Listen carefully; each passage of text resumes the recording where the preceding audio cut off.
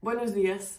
In this video, I would like to share with you my experience of burnout and how I overcame it, because I think that when I had a hard time, there was not so much material online on the topic and on examples of people living through it, overcoming it, and so on.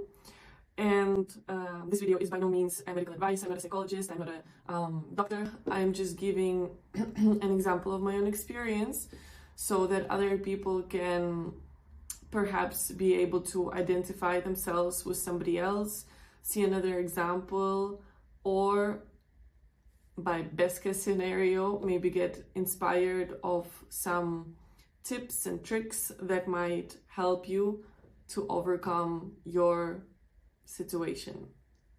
Okay, so we made it to the pre-burnout phase. What was happening to me in that phase? Basically, I was feeling quite tired, I was feeling quite demotivated, I was feeling really affected by my job. I felt like it was hard for me to separate my job life from my private life. I felt like it was following me everywhere I went. After work, at sleep, maybe I had, maybe not nightmares, but dreaming of work, dreaming of projects, not being able to rest. I felt upset by the way that my projects were evaluated, or that maybe they were not used. I felt like a lot of what I was doing was just going to trash. Maybe you will be feeling or maybe you are feeling demotivated, also maybe you are feeling upset, maybe you are feeling down, maybe you are feeling like you have a lot of rumination. Basically, all of that I would call a pre-burnout stage. Why do I call it a pre-burnout stage? Because at that stage you're feeling upset, but you still have some energy that you can convert in something positive. And now I will talk about the blockers that I saw the blockers that stopped me from leaving that situation in a healthy way. And I think if you are in a pre-burnout stage and you are able to not fall into being stopped by those blockers and following the tips that I'm about to make, maybe you can still stop from entering the actual burnout phase. So what did I see as main blockers for myself in that situation? I would say that my main blockers were comparing myself to other people. That sounds cliche, but it was absolutely crucial key to understanding this process. So what did I think? I thought, okay, I am not able to disconnect from my work. A lot of people are in that position. I'm no special. I feel very nervous doing my job some days and I feel unbalanced. Well, a lot of people are in that state or feel the same way. Or I feel really exhausted in some ways, or the way that I collaborate with other people, etc. Well, everybody feels that from time to time. So that was really toxic from my side to do that to myself. And also then I was asking myself those questions, or telling myself, oh, who told you that working was easy? It's not gonna be easy. Who told you that every day is, unicorns and rainbows? It's not that. Working is hard, so you gotta get used to that. So that is what I was telling to myself, and I see that as a blocker to overcoming this situation, because you are not acknowledging what you are going through and you're undermining your own experience and your own feelings. So if you are able to not get stopped by these questions, and you are able to give the proper value to what you're experiencing, that is already a big step to success. And then also I would say in this pre-burnout stage, by eliminating the blockers and following a few tips that I'm about to make, you might be able to reverse your burnout and not enter the next stage. So what would be my tips? I would say tip 1, talk to your manager, very important. Express yourself, tell them how do you feel, Give them a red flag to the stuff that has been failing for you, stuff that has not been working out.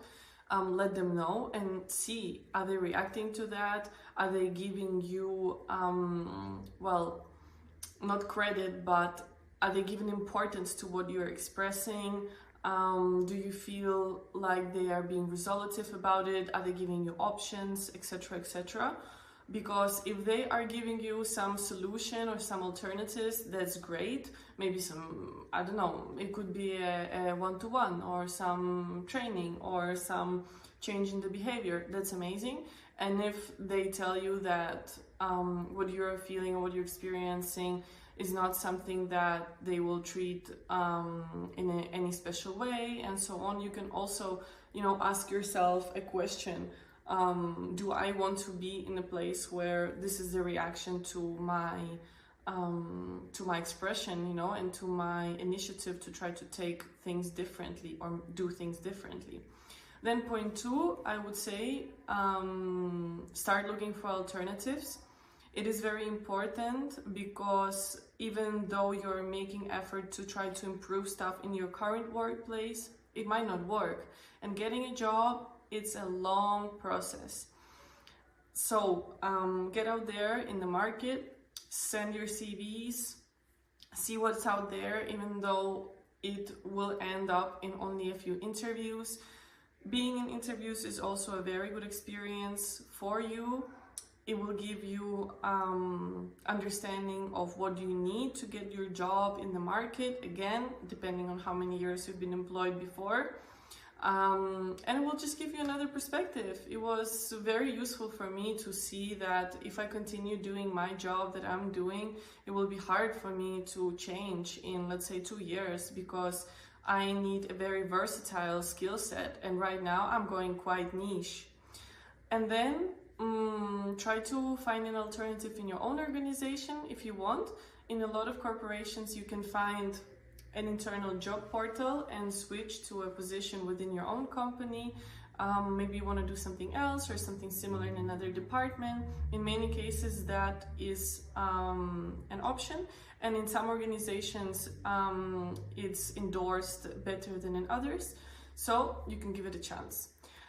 Tip number 3 from my side is to make a calendar, a schedule of the stuff that you are planning to do, and a schedule of when you can expect some solution to come up, right? So you can say, okay, in 2 weeks I plan, within the next 2 weeks I plan to have a one-to-one with my manager. In 1 month I plan to explore whether there are opportunities to get employed in another position in my own company.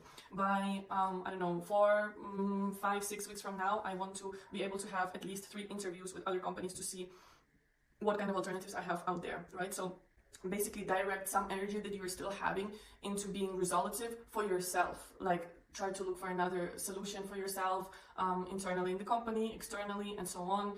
Convert your energy in something good for you, because if you are just keeping, you know, being frozen, might bite you in the butt, basically, when you go to the burnout stage, if it happens. And then the last tip, number 4, would be express your feelings, manifest them, whatever it takes you.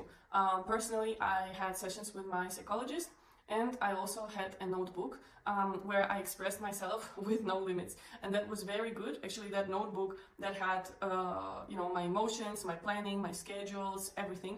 It's, I would say, what put me through this hard stage. So yeah, for me, this is pre-burnout phase, right? I told you a little bit about the symptoms, about the blockers that I saw for myself, and that I think avoiding which can help you out to not go into burnout phase, and also the tips that I would give for that stage.